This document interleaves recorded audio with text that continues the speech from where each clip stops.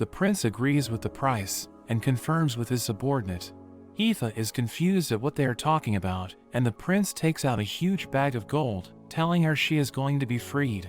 Aoife mentions that they would need Seika's permission, but the prince insists he is paying so much that Seika would not be able to refuse. He even suggests that he would abolish slavery to force Seika to sell her to him. Aoife tries to refuse, and the prince wonders why she would choose to be a slave, but Aoife says that even as a slave, she is able to choose what she does. The prince's subordinate comes back with the paperwork, saying they need Aoife's fingerprint.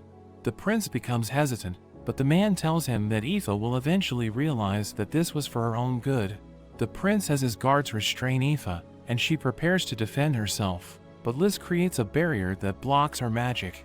Using her magic, she cuts Aoife's finger and prepares to get her fingerprint, but at that moment, the dragon arrives, and the barrier is destroyed.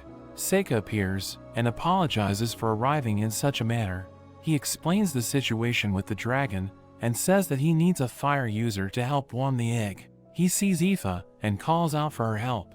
Liz warns her not to go, but Aoife admits that she loves him, and the two fly away. When they reach the nest, they are suddenly attacked by the lava tiger. Seika stops it with his magic and calls out for Zekt to come out of hiding. Zekt and his men appear, and Seika realizes that they were using the prince to get to the dragon's egg. Seeing that Seika has seen through his plans, Zekt decides to get rid of him. He commands his tiger to attack, but it gets blown up by a geyser of water. Seika is surprised, and Aoife refuses to be scared like last time.